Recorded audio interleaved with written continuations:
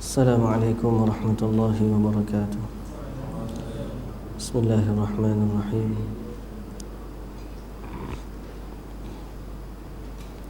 Alhamdulillahi rabbil alamin, wassalatu wassalamu ala asyrafil anbiya'i wal mursalin, nabiyina Muhammadin wa ala alihi wa sahbihi ajma'in. Rabbi syrah li sadri wa yassir li amri wahlul 'uqdatan min lisani yafqahu qawli, amma ba'd. فإن أصدق الحديث كتاب الله وخير الهدي هدي محمد صلى الله عليه وسلم وشر الأمور محدثاتها وكل محدثة بدعة وكل بدعة ضلالة وكل ضلالة في النار. Muslimin dan muslimat, hadirin dan hadirat sidang Jumaat yang dirahmati Allah Subhanahu wa taala sekalian. Alhamdulillah, kita bersyukur pada Allah Subhanahu wa taala pada malam ini sekali lagi kita diberi peluang oleh Allah Subhanahu wa taala untuk sama-sama kita salat secara berjamaah dan kemudian mendengar sedikit tazkirah. Dan kita pada malam ini dalam kitab Riyadhus Salihin, itulah pada bab Satru Auratil Muslimin, bab pada menutup keaiban atau perkara yang memberi kehinaan bagi orang muslimin dan larangan dari menyebarluaskannya tanpa darurat.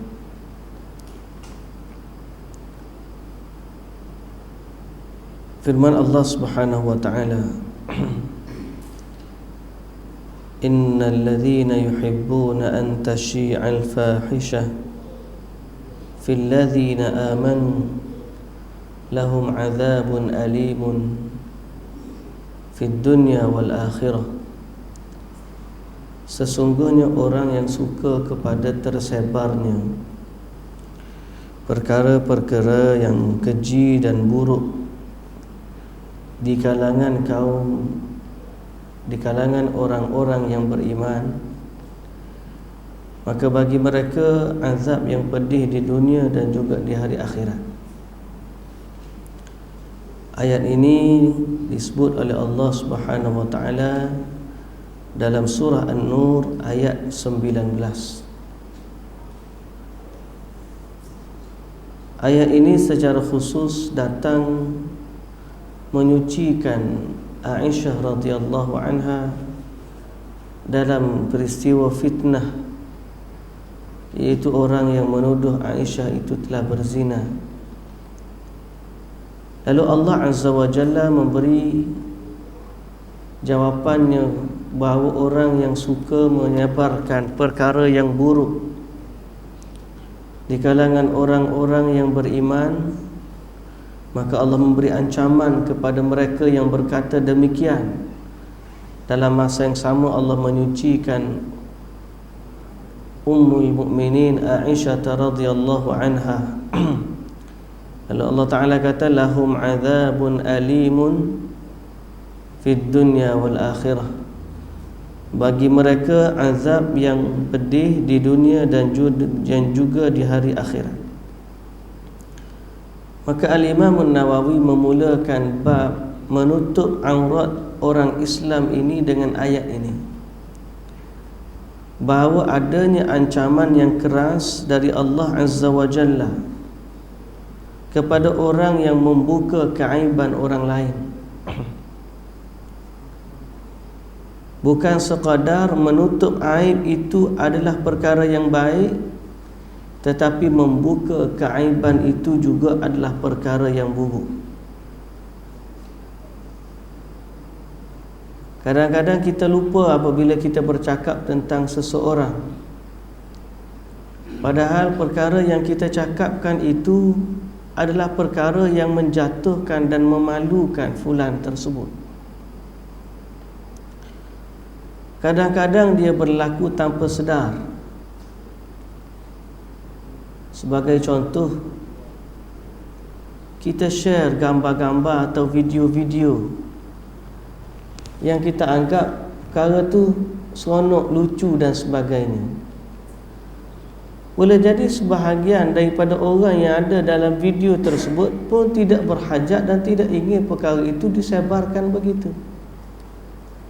Lalu kita tumpang sebarkan. Akhirnya apa jadi? Kita membuka keaiban orang Islam.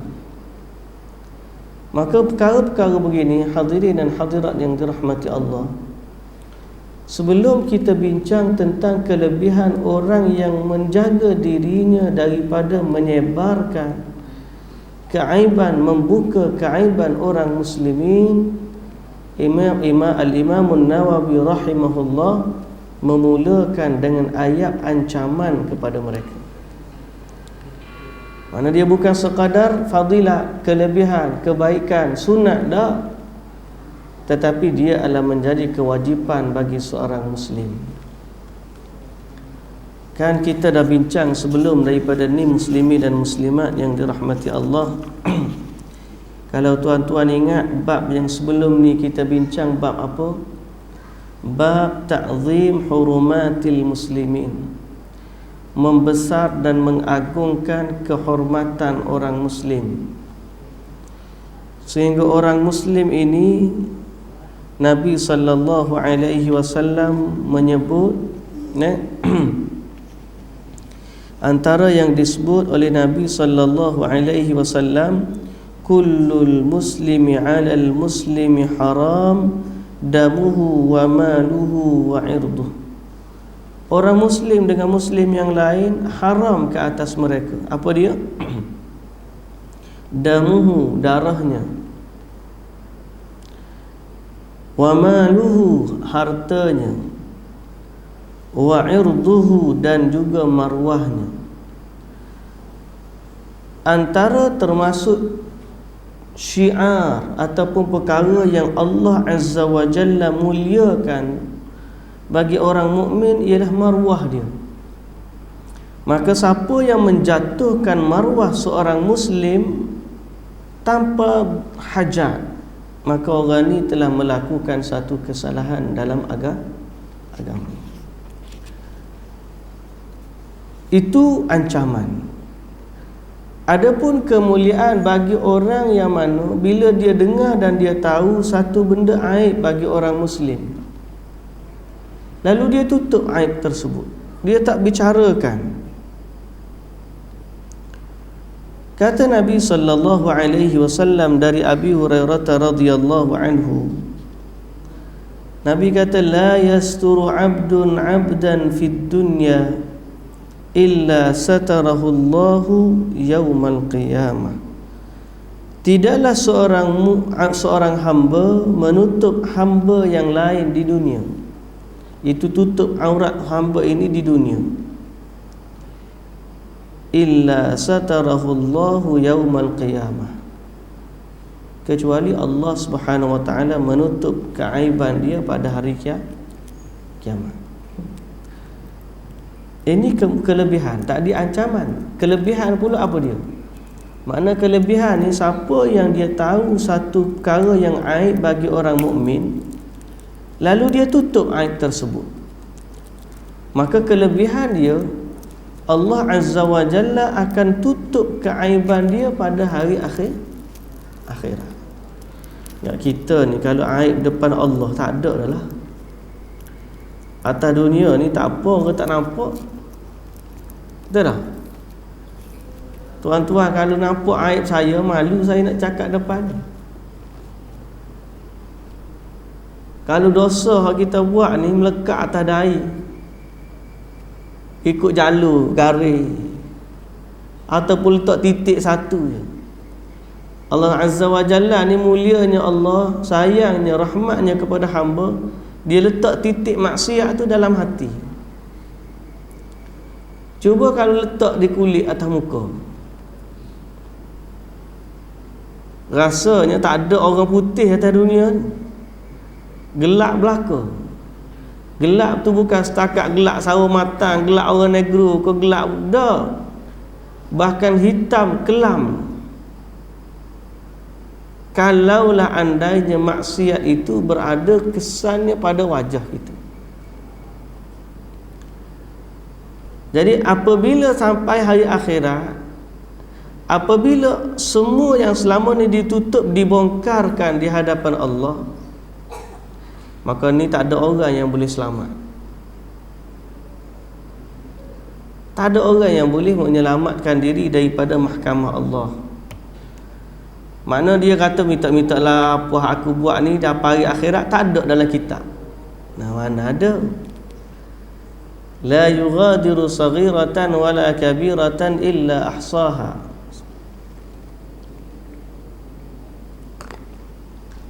Kitab yang Allah Ta'ala suruh malaikat tulis ni, dia tak tinggal benda yang kecil, tak tinggal benda yang buruk, melainkan semua tulis belaka. Cumanya antara kemuliaannya seorang hamba pada hari akhirat, kalaulah atas dunia ni sifat dia tutup aib saudara dia, makna pada sampai hari akhirat Allah tutup pula aib dia. Dunia pun Allah tutup, akhirat pun Allah tutup. Tapi yang lebih utama ialah sifat Allah tutup aib ni pada hari akhirat. Allah tutup aib ni pada hari akhirat. Atas dunia ni boleh mengelak belaka. Mana ada, dia kata, mana ada. Mana ada, tak mana ada. Atas dunia ni semua kita boleh lari. Tapi sampai hari akhirat, tak ada dah. Tak ada tempat kita nak lari. Semuanya dibentangkan di hadapan Allah Azza wa Jalla. Baik.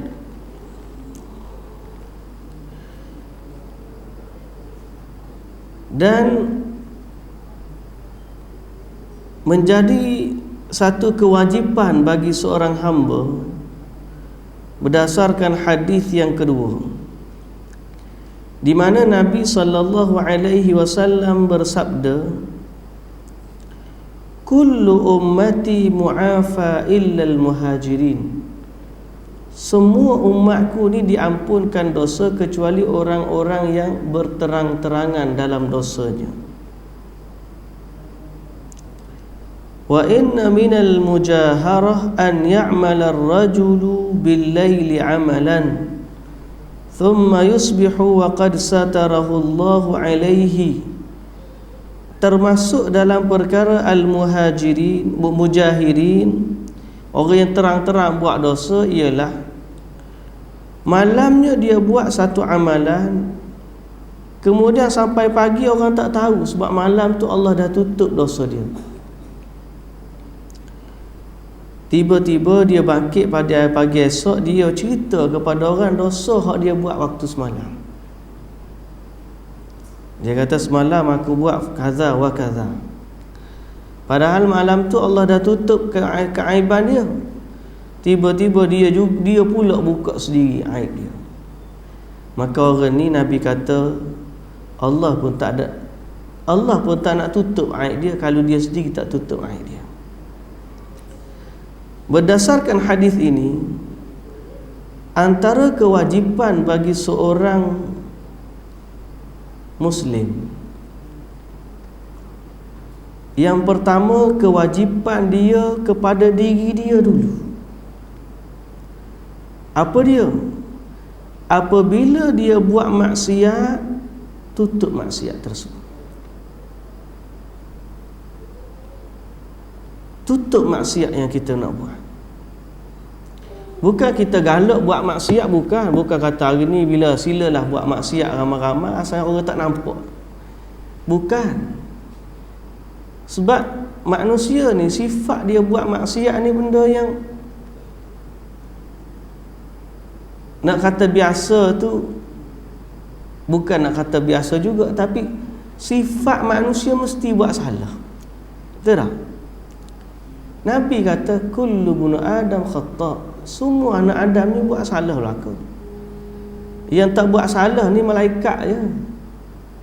Antara sifat malaikat, Allah puji mereka, la ya'sunallaha ma amarahum.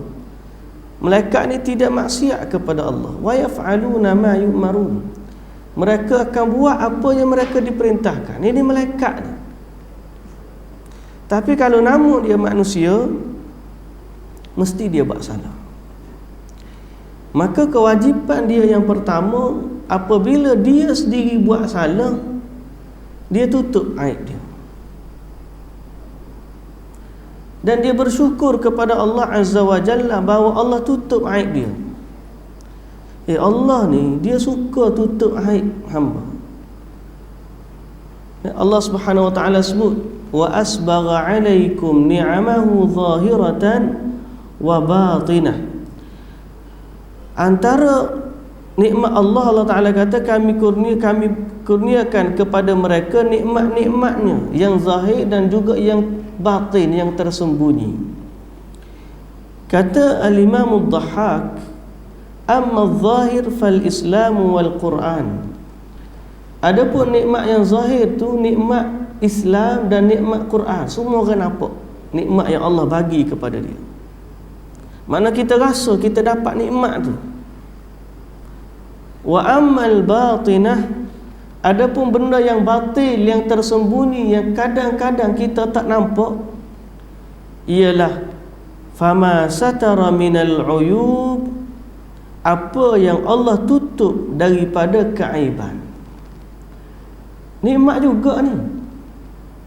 Antara nikmat Allah kepada kita ialah Allah tutup aib kita. Maka seorang yang buat maksiat, kewajipan yang pertama bagi dia ialah tolong tutup aib dia. Andailah kata contohnya ada orang mari, Ustaz,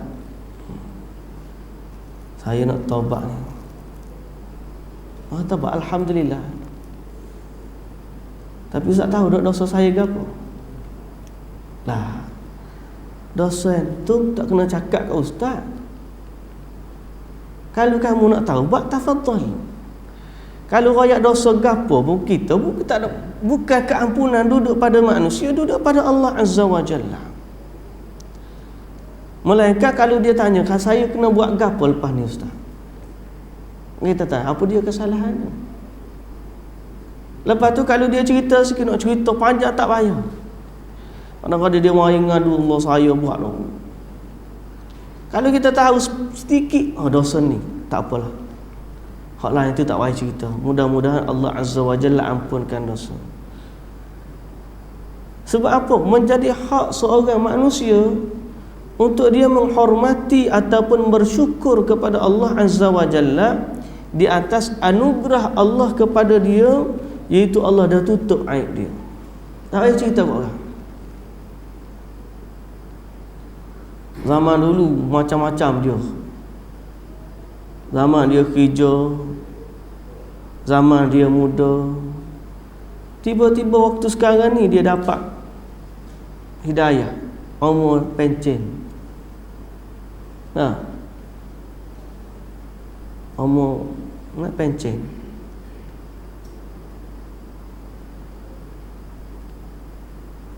Dia ada cerita baru ni tentang seorang yang meninggalnya di Mekah.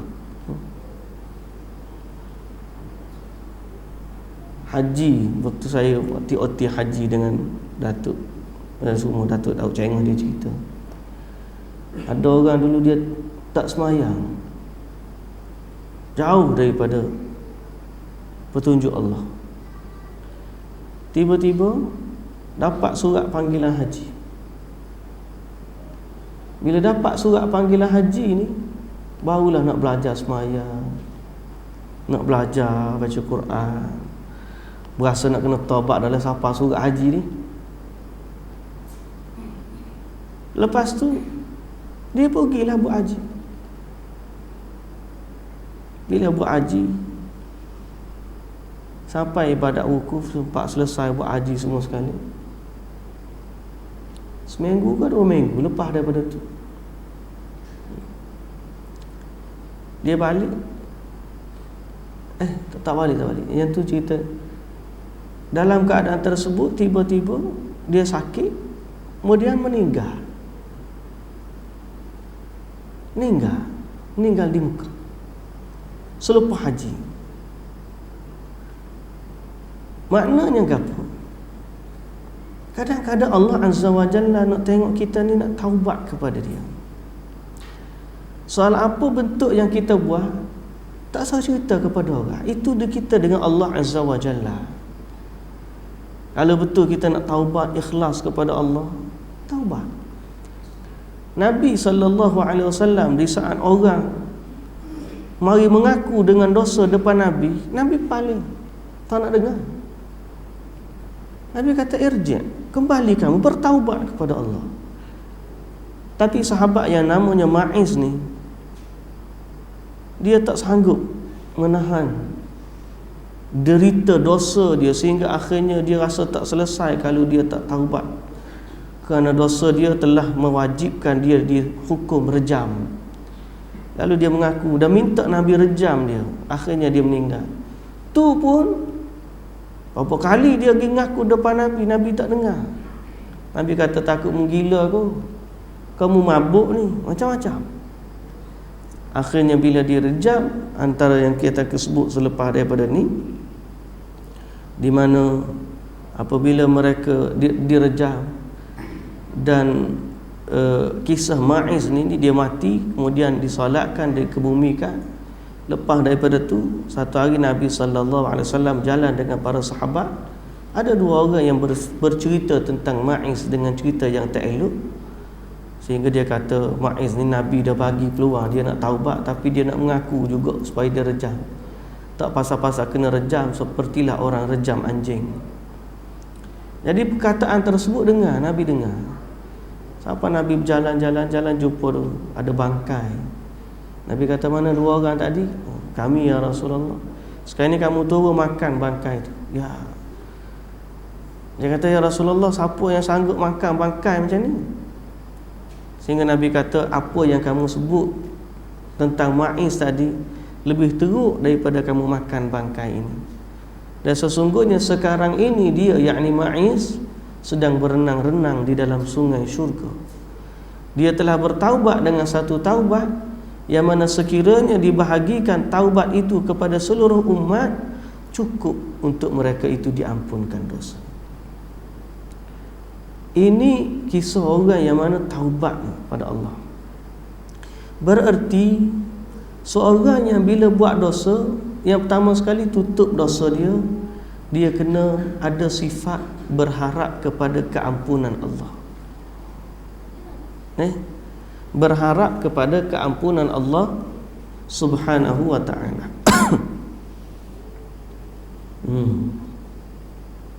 Kerana Allah Subhanahu wa ta'ala sangat suka seorang hamba itu menutup keaiban dia dulu. Keaiban dia sendiri dia tutup. Yang kedua, dia tutup keaiban orang lain. Dia tutup keaiban orang lain. Ini sebagaimana yang kita sebut dalam hadis yang pertama, galakan kepada orang supaya orang Islam supaya menutup keaiban orang mukmin yang lain.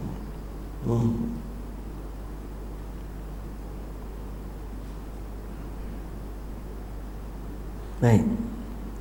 Qala Ibnu Battal, berkata Ibnu Battal, fil jahri bil ma'siyati istighfafun bihaqqillahi wa rasulih. Pada perkara menzahirkan maksiat ini, dia telah meremehkan dan merendah-rendahkan anugerah Allah Azza wa Jalla. Satu. Yang kedua, merendah-rendahkan atau menilai rendah Allah dan Rasul sendiri.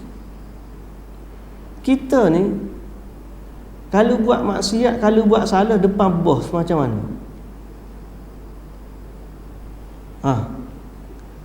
Macam mana kita? Kalau bos kita ada depan, kita buat salah depan dia, malu. Setengah orang ni hak isap rokok lah. Isap rokok sini mungkin tak ada pun. Kalau nak jadi mutawif, petugas haji, tabung haji baru ni, Datuk Said Saleh baru ni dia isytihar muzakarah haji pun baru ni dia tekan. Baru ni saya baru balik daripada kursus TOT untuk petugas pembimbing jemaah haji pun. Tabung haji ke arah melaksanakan bahawa petugas haji tanah suci antara syarat dia ialah tidak merokok. Dan saya 100% sokong. Tidak ke jemaah haji duk pakak dengan petugas, pakak lagi nusuk alik mana ni. Tak. Nak pergi sembunyi alik mana? Pasal apa? Malu kau orang tengok.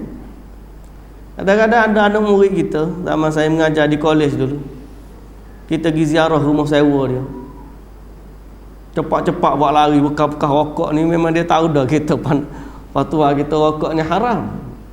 Bukan fatwa kita, jalan majlis fatwa kebangsaan pun tahun 95 lagi kata rokok ni haram. Kok ada tu macam-macam, bekas rokok lari sembunyi buang mana. Kalau hak isap rokok pun pegang sini cucuk mati. Kalau hak hebat sikit kadang-kadang yang masuknya telan, tak dalam mulut pula. Rokok pendek dah masuk dalam mulut. Nampak kumat kami sudah dalam ni.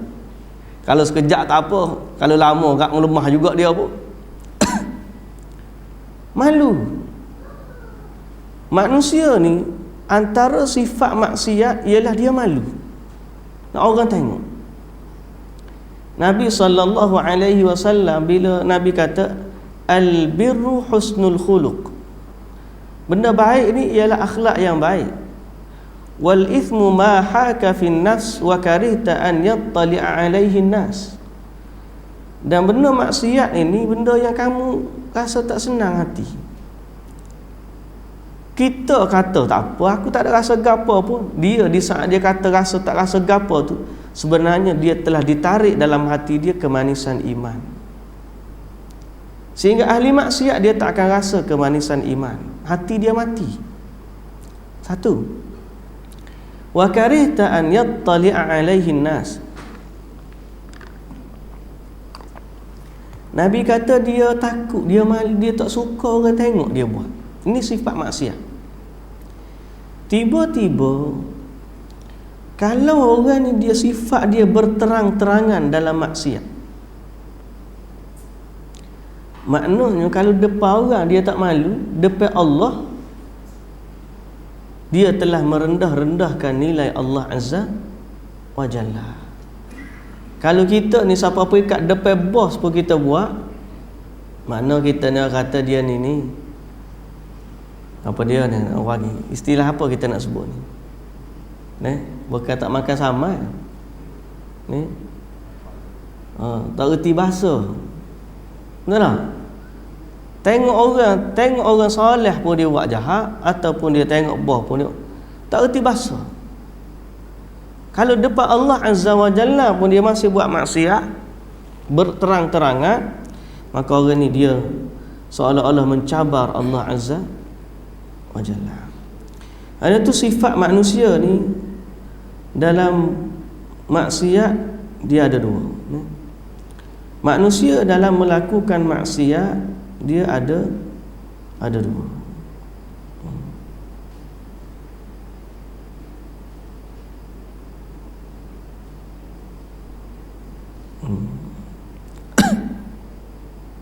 Baik. Inna nas fi irtikabil ma'asi ala qismain. Manusia ni bila dia buat maksiat ada dua jenis manusia. Yang pertama, man kana masturan la yu'rafu bi syai'in minal ma'asi. Fa idza waqa'at minhu fahwatun aw dhillatun fa innahu la yajuzu kashfuha wala hatkuha wala tahaddatsu biha lianna dhalika ghibatun muharramatun wa hadha huwa alladhi waradat fihi an-nusus wa fi dhalika qala Allah ta'ala innal ladhina yuhibbuna an tashi'a al-fahishatu fil ladhina amanu lahum 'adzabun alimun fid dunya wal akhirah. Kategori pertama manusia yang buat salah ni ialah manusia yang tutup aib dia. Dia tak cerita kat orang. Satu. Atau mungkin kesalahan dia ni bersifat terpencil. Jarang sangat kita tengok dia buat salah. Tiba-tiba berlaku salah. Okey? Berlaku salah manusia ni. Sengaja ke tak sengaja ke,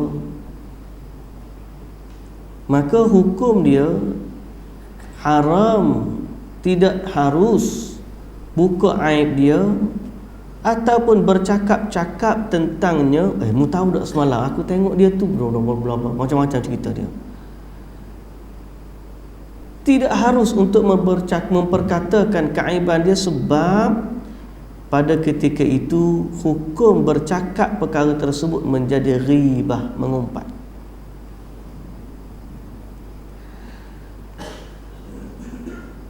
Sama seperti kalau orang tu dulu dia ahlu maksiat, tiba-tiba dia taubat, maka dosa-dosa dulu yang dia buat kita tutuplah daripadanya. Contohnya siapa? Artis contohnya. Zaman dulu dia macam-macam dia berlaku, tiba-tiba dia taubat, maka tak patut untuk kita sebarkan, buka aib, gambar-gambar dulu hak dia tak tutup aurat. Dan saya sebenarnya kagum, dan banyak kali kita cerita tentang anugerah Allah Azza wa Jalla dalam bab ini kepada arwah Syarifah Aini, yang dia sempat buat permintaan supaya gambar-gambar dia dulu tidak lagi disiarkan. Dan bila dia meninggal, alhamdulillah anak dia pun belajar Madinah, anak dia tutup FB mak dia. Bahkan waktu pengebumian dia, gambar dia mati pun tidak ada sekeping pun dibenarkan ambil gambar. Kemudian para media pun meraihkan permintaan dia. Sebelum dia meninggal, dia dah minta supaya gambar-gambar zaman-zaman dia dulu, maka mudah-mudahan Allah tidak disebar luaskan. Saya teringat waktu anak dia Alif ni dapat Madinah, yang cerita kepada saya ni salah seorang daripada orang yang dekat dengan Temuduga gitu. Waktu zaman dulu nak pergi Madinah ke Temuduga, Syekh datang sini. Syekh ni datang sini, salah satu tempat dia buat di Yayasan Islam Kelantan. Alif ni junior saya dah tahu berapa dia masuk tu. Bila seorang ustaz tu, ustaz dekat Kelantan, dia cerita, dia bisik kepada Syekh waktu Alif datang, dia kata, Syekh mu tahu dia ni siapa? Asas silahnya dia pergi tu bukan untuk Temuduga pun. Dia pergi ni, dia teman kawan dia pergi Temuduga. Daripada pondok moden tu dia pergi nak minta Madinah. Alif ni ikut sekali ya, kawan yang pergi Temuduga, kawan dia masuk. Kemudian orang kata masuk sekali ya, ada sampai alang-alang sampai Temuduga sekali. Temuduga sekali, yang bawa Syekh tu kata, saya mau tahu dia ni siapa ni. Mak dia ni orang terkenal di Malaysia. Lepas tu kalau mu ambil dia, takdir Allah, dia boleh dakwah mak dia berubah, ramai orang dapat hidayah. Itu harapan dia sebenarnya. Syekh dia kata begitu kan, tak apa, ambil nama, rezekinya orang hak dia pergi asal nak Temuduga tak dapat, dia yang dapat. Dia yang dapat. Walaupun dia belajar lama, sebab dia pergi, dia bukan daripada basic orang bahasa Arab, bukan. Macam kami ni memang sekolah Arab dah, pergi sana pun boleh cakap Arab dan sebagainya. Dia ni tak ada, pergi tu mula sampai sana tu start daripada basic. Saya ingat dia masuk tu memang orang Malaysia tak masuk kelas tu, dia masuk, dia kawan-kawan dengan Korea, orang-orang belajar daripada basic, mengenal huruf dan sebagainya. Tapi itulah hidayah. Itulah hidayah. Akhir sekali benar harapan. Dia bawa balik kawan-kawan dia Korea pun baik. Sebelum Korea nak balik Korea tu, dia singgah dulu Malaysia. Yang kawan-kawan Korea ni duduk di rumah dia, kemudian ambil connecting flight baru balik Korea. Jadi bertali arus, bahkan ziarah mak dia dan sebagainya. Akhirnya Allah Azza wa Jalla buka hidayah kepada dia. Maknanya kita bukan menghukum manusia. Sebab tu orang yang mana bila dia ahli taubat, kita tutup aib dia. Kalau dia tak buka aib dia, kita tutup aib dia. Tapi ada satu lagi kategori manusia. Kategori yang kedua ni ialah di mana mereka ini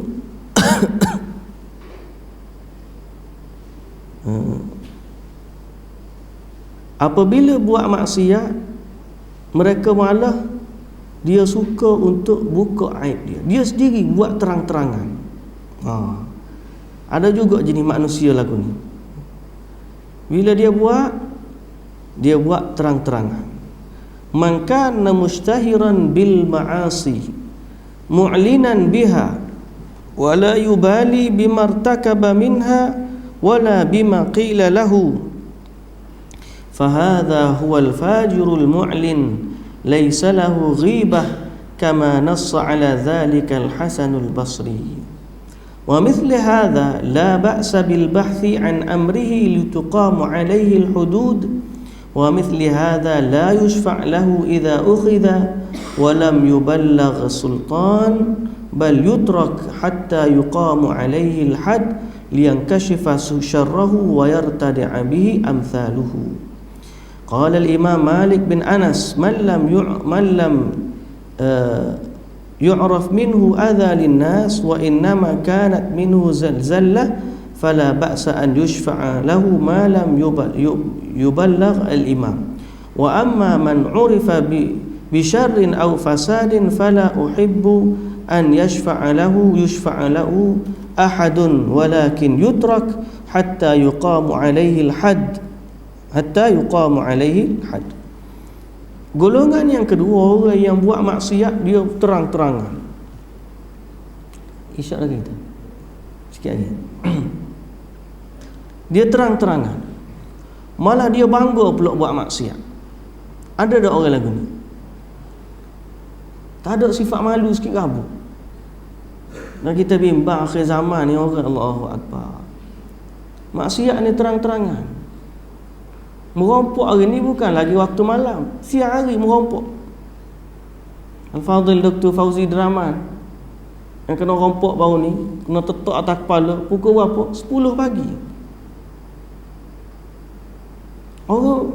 Orang sudah tak takut nak buat maksiat. Itu jenayah rompok, mencuri, apatah lagi jenayah zina. Zina tu sekarang ni orang buat terang-terangan. Berpegang-pegang, bonceng orang tu, anak dara dia pergi. Kita pun tengok duk dating tu, duk dating KFC, McDonald, restoran, kena sangat tu. Tapi orang siapa pun kat dia tak malu dah nak buat maksiat. Dulu kalau nak dating boleh jadi pak ni, jangan dating kampung kita, malu buat orang, nampak orang ni jauh sikit. Nama dulu, tamu-tamu pula kita teriman. Saya dulu kahwin sekali dengan orang Pasir Mas, sama orang Pasir Mas ya.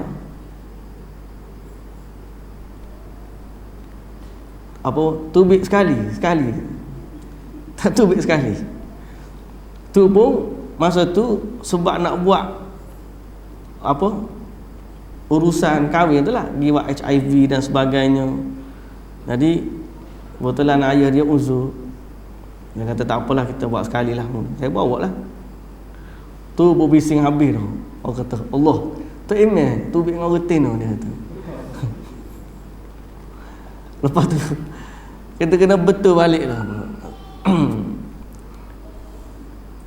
Siapa kadang-kadang maknanya Kalau kita buat maksiat, orang kena malu. Akhir zaman orang tak kisah dah. Soal zina bukan setakat dating dah sekarang ni. Bukan setakat berpeluk-peluk dah. Sekarang ni siapa zina pun tengah-tengah kan. Tengah padang pun buat kerja.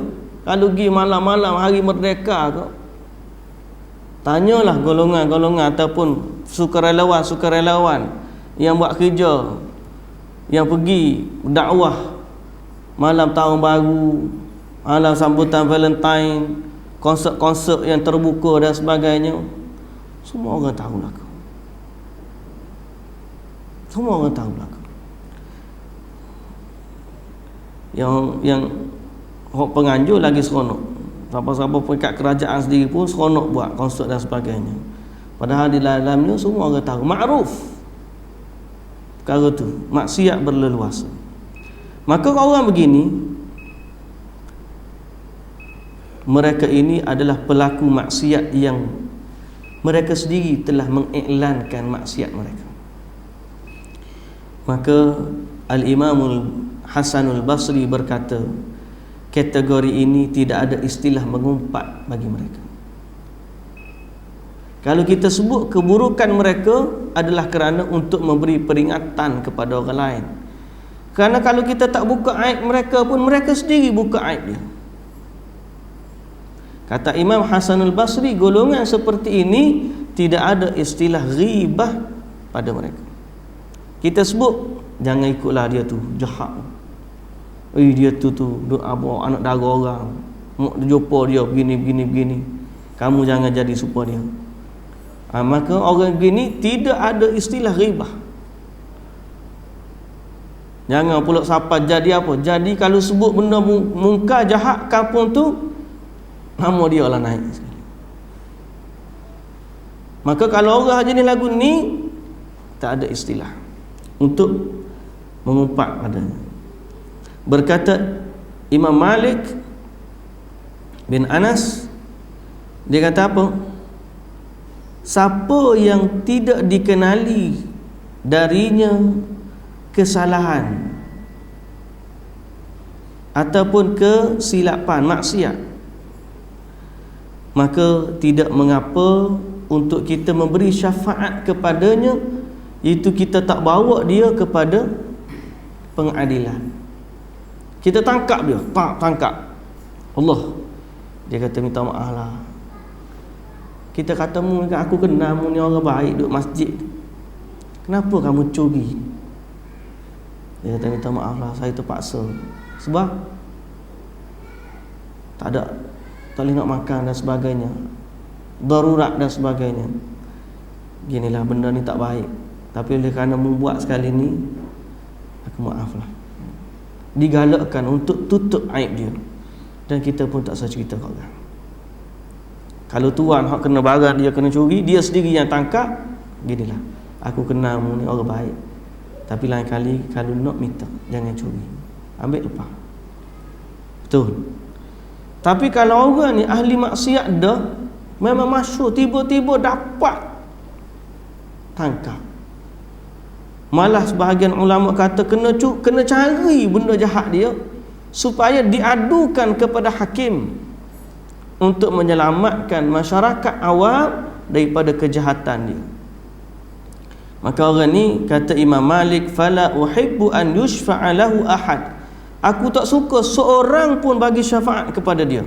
Kalau boleh jangan ada orang tolong dia, supaya dia sedar kesalahan dia dan berhenti daripada maksiat.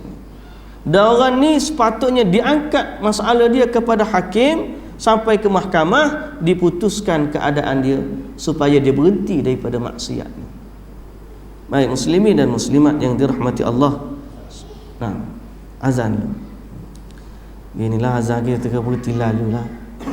Benda tular dah ni. Tunggu bukan azan dulu. Allahu Akbar, Allahu Akbar.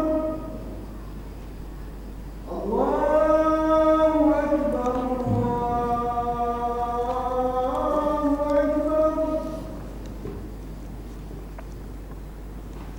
Asyhadu an la ilaha illallah.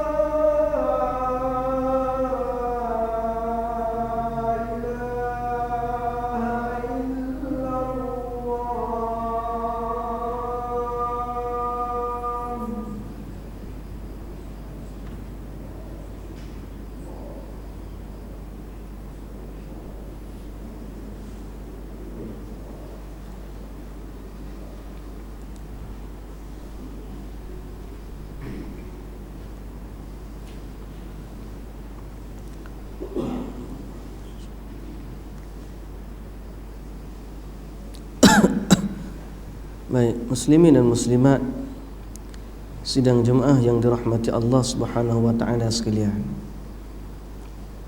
Dalam bab menutup aurat ataupun menutup keaiban orang muslim, Nabi sallallahu alaihi wasallam dalam bab ni contoh yang besar bahawa Nabi kalau tengok orang buat salah, Nabi tak pernah sebut nama orang tu. Contohnya, apabila 3 orang datang berazam, ditanya, mari tanya amalan Nabi macam mana. Seorang kata, isteri Nabi pun bagi tahulah amalan Nabi ni macam ni. Lalu seorang tu kata, aku nak semayang tak tidur. Yang kedua kata, aku nak puasa tiap-tiap hari. Yang ketiga kata, aku tak nak kahwin. Kan, hadis tu kita pernah dengar. Pernah dengar hadis tu. Jadi Nabi SAW bila dengar perkataan mereka, Nabi naik mimbar, Nabi kata, apa hal keadaan satu kaum mereka berkata demikian dan demikian. Nabi tak sebut nama, Nabi kata apa hal satu kaum sebut begini dan begini. Dan begitulah juga apabila Nabi tengok ada sahabat yang bila semayang tengok angkat wajah ke langit. Nabi SAW kata, ma balu aqwamin yarfa'una absarahum ila sama' fi salatihim. Apa keadaannya satu kaum yang mana atau beberapa kaum yang mengangkat kepala mereka, wajah mereka ke langit, pandangan mereka ke langit dalam solat mereka. Lalu Nabi kata, hendaklah mereka berhenti daripada perkara tersebut ataupun Allah cabut penglihatan mereka. Nabi tak sebut nama. Nabi sebut secara umum. Orang kata siapa yang makan cili dia terasa pedas. Cuma masalah kita ni kadang-kadang orang makan cili tu tak rasa pedas, orang lain pula berasa. Dia tak berasa. Yang ni tak tahu macam mana. Kena ambil cili kita tanya mulut kan macam mana. Itu tapi sifat asalnya Nabi SAW dia tutup aib para sahabat. Bahkan ada seorang yang mana seorang lelaki daripada Bani Asad, nama dia Ibnu Lutbiyah. Nabi lantik dia jadi amil zakat, kutip zakat. Tiba-tiba dia balik bawa harta kepada Nabi. Dia berkata, hak ni hak bagi aku kutip, hak ni orang bagi hadiah kat aku. Jadi Nabi SAW ni individu salah ni, bukan orang lain. Cuma Nabi nak memberi nasihat kepada umat. Lalu Nabi naik atas mimbar, Nabi kata, ma balul amil. Apa halnya seorang amil yang mana kami utus dia kutip sedekah, kutip zakat, lalu dia datang, dia berkata, yang ni untuk kamu, yang ni untuk aku. Lalu Nabi kata, apakah kiranya kalau dia duduk di rumah ibu dan bapa dia tunggu ada ke tak orang nak bagi hadiah kat dia? Nabi larang perkara tersebut. Kalau kita jadi amil zakat, awal butik dan sebagainya, ni bagi komisen lah, ni bagi upah lah, ni bagi apa. Aku takut dia sudah menjadi rasuah.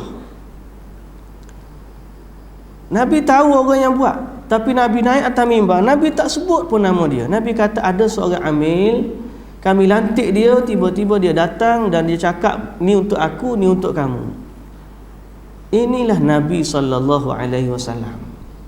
Walau dia tahu orang tu buat salah, tapi dia tak sebut nama kawan tu. Sebab nak jaga maruah seorang Muslim. Beberapa contoh di kalangan para sahabat yang mana mereka ini sangat tutup aib mereka. Abu Bakar radhiyallahu anhu disebut dalam Musannaf Abdul Razak. Abu Bakar kata, kalaulah aku tak jumpa di saat aku tengok orang pencuri, penzina, peminum arak, tiada yang lain kecuali pakaianku, nescaya akan kututup mereka dengan pakaianku. Kata Ammar bin Yasir, satu hari Ammar bin Yasir juga sebagaimana disebut oleh Abdul Razak dalam kitab Musannaf, bahawa dia telah menangkap seorang pencuri kemudian dia lepaskan. Lalu dia kata, aku tutup untuknya pada hari ini, mudah-mudahan Allah tutup keaibanku pula. Abdullah ibnu Abbas juga disebut bertemu dengan seorang pencuri, malah dia kata, kalau nak jangan curi. Malah dia tambah lagi apa yang orang tu ambil, kemudian dia lepaskan. Nak jumpa orang ni payahlah kita ni. Ini zaman sahabat. Tapi kalau kita boleh buat, kita tengok maslahat lah. Kadang-kadang siapa orang curi duit masjid, tabung RM2, terpegang dia siapa pekat, padahal RM2. Tanya dulu apa maslahat dia.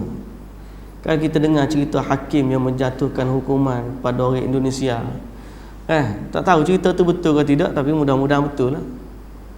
Yang di saat dia hukum makcik curi ubi tu, dia kata kenapa makcik curi ubi, tak ada, terpaksa curi, lapar dan sebagainya. Lalu dia kata, makcik, saya terpaksa jatuh hukum sebab makcik dah buat salah. Berapa hukumannya? Berapa? Lupa dah, 50 juta ke berapa? 50 juta mahal lah. Tak kira lah berapa lah, ada satu amount. Lepas tu sebelum dia ketuk pengadilan, dia kata, saya juga hukum semua yang hadir di sini kerana membiarkan ada seorang fakir tempat kita sampai terpaksa mencuri. Setiap orang kena bagi 50 apa tak, 50,000 ke. Dia pun cabut topi hakim tu, dia letak duit dia dan dia pergi arahkan kutip, dapat bayar denda makcik tersebut. Maknanya inilah seorang yang bersifat menutup aib, menutup keaiban, menutup keaiban. Baik. Dalam berkata sebahagian daripada golongan salaf, aku bertemu satu kaum yang mereka tak ada aib, cuma kerja mereka duk sebut cerita aib orang. Fadzakaran nasu uyuban lahum, tiba-tiba orang lain duk cerita aib dia. Asal tak ada aib, tapi oleh kerana dia selalu cerita aib orang, Allah Azza wa Jalla jadikan aib bagi dia. Dan dia kata, aku jumpa satu kaum ada aib, tapi mereka tak suka cerita bab buruk orang. Akhirnya Allah tutup keaiban mereka, sebagaimana yang disebut oleh Ibn Rajab Al-Hambali dalam kitabnya Jami' Al-Ulum wal Hikam. Baik, hadirin dan hadirat yang dirahmati Allah Subhanahu wa taala, kita ni dalam kes kita hari ni, apa yang kita kata, banyak benda yang banyak tersebar aib di kalangan manusia. Zaman lah ni mudah tuan-tuan, nak sebar baik pun mudah, nak sebar buruk pun mudah. Tuan-tuan pernah dapat mesej dah? Ni bagi orang lelaki ni mungkinlah selalu dapat kawan-kawan duk gurau, grup sekolah-sekolah lama. Mungkin kalau grup-grup pensyarah universiti dia tak hantar mesej tu, tapi grup kawan-kawan lama Tiba-tiba hari Khamis malam Jumaat dia pun hantar mesej, abang balik cepat dia. Gambar orang perempuan. Pernah jumpa tak? Tuan-tuan, saya nak tanya tuan-tuan, orang yang buat mesej tersebut, tuan gambar tu, dia redha ke tak gambar tu diguna untuk mesej tersebut?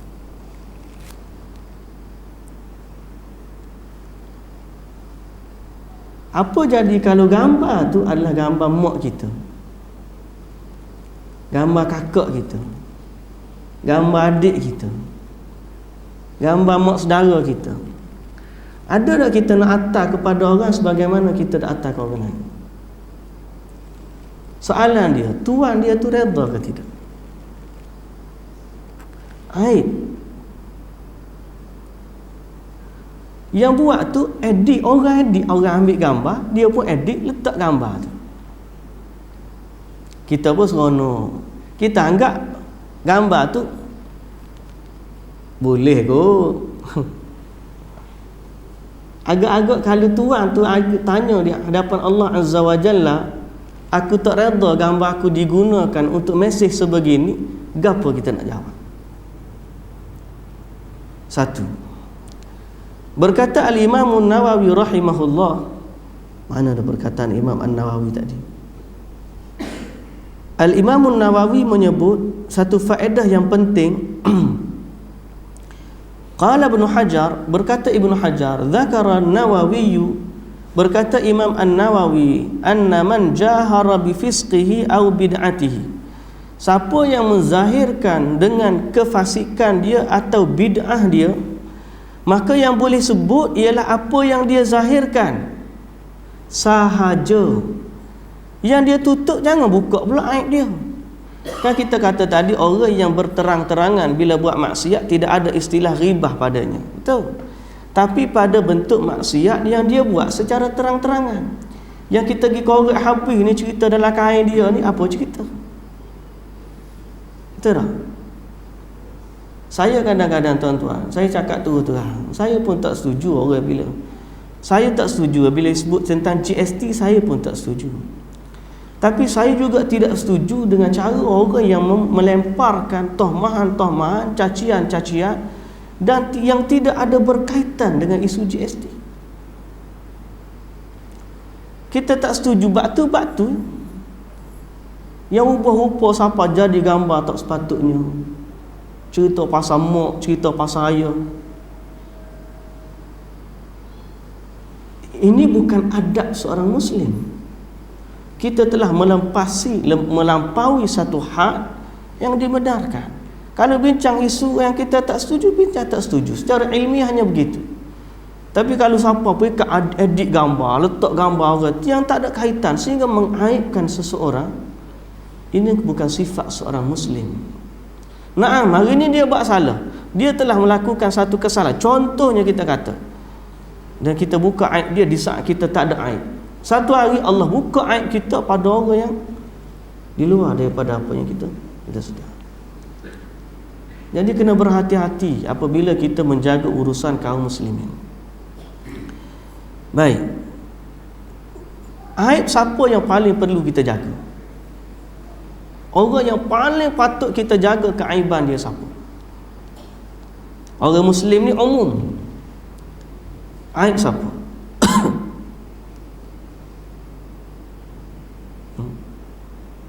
Yang pertama sekali ialah keaiban para ulama. Para ulama.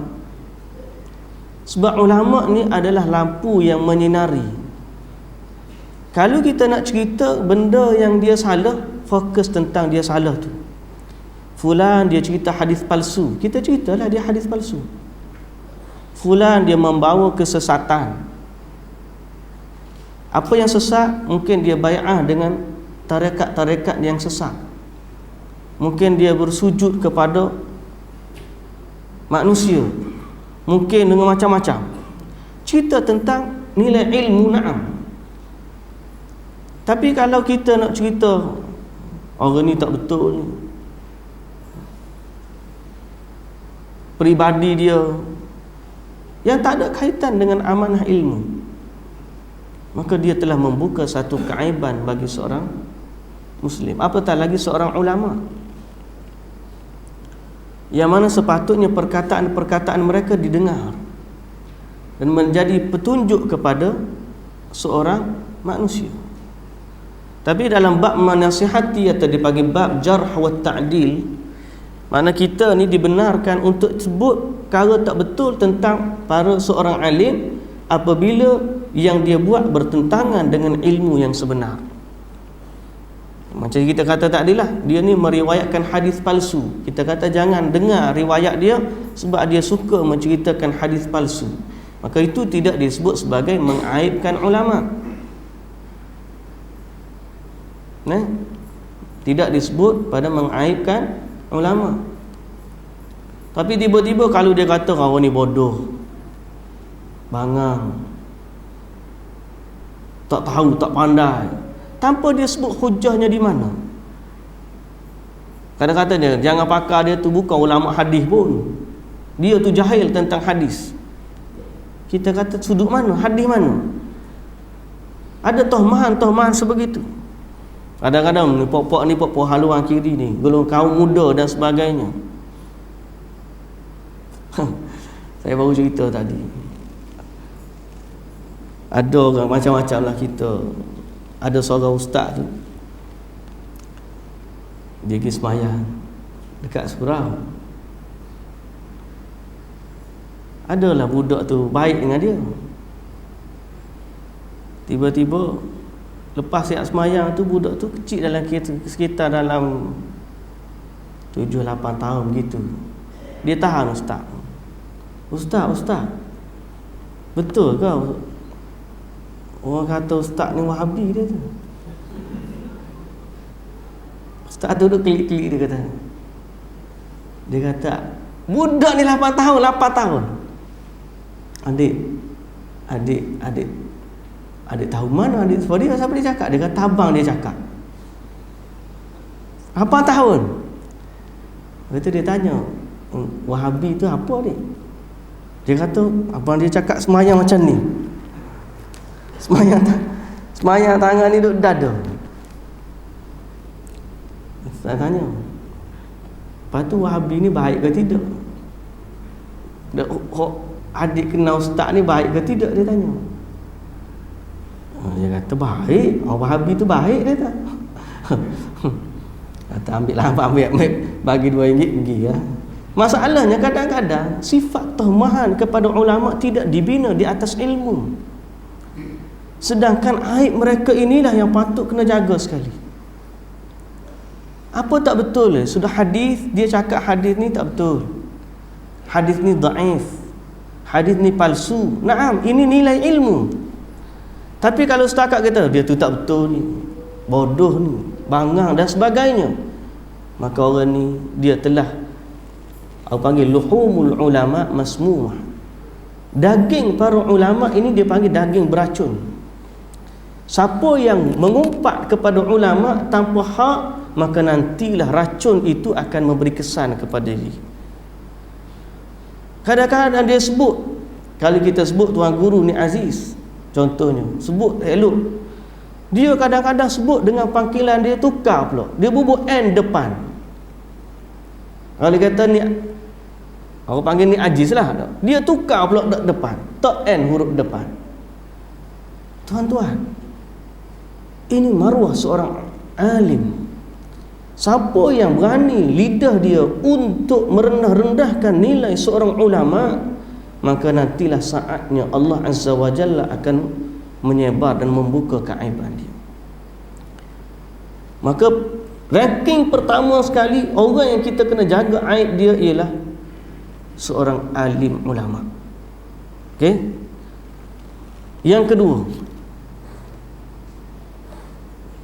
kedua ialah para pemimpin. Para pemimpin yang mana kalau kita tak setuju dengan pemerintahan mereka, para ulama dulu dia hanya sebut perkara yang dia tak setuju tersebut.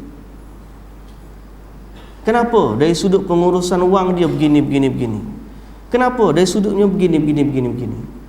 Tapi kalau siapa pekat habis semua dia bongkarkan belaka, siapa perkara yang tidak ada kaitannya dengan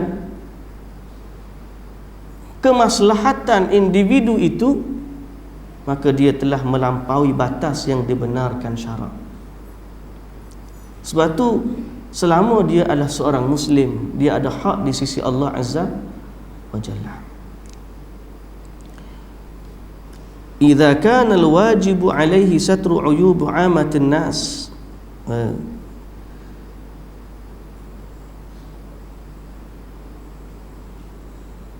Kata Nabi sallallahu alaihi wasallam dalam riwayat Abu Daud, aqilu dhawil hayat atharatihim illa al-hudud, ay a'fu an ashabil maru'at al-wal khisal al-hamidah wa dhawil wujuh minan nas alladhina la yujahiruna bil ma'asi walakin taqa'u minhum ba'du zallat.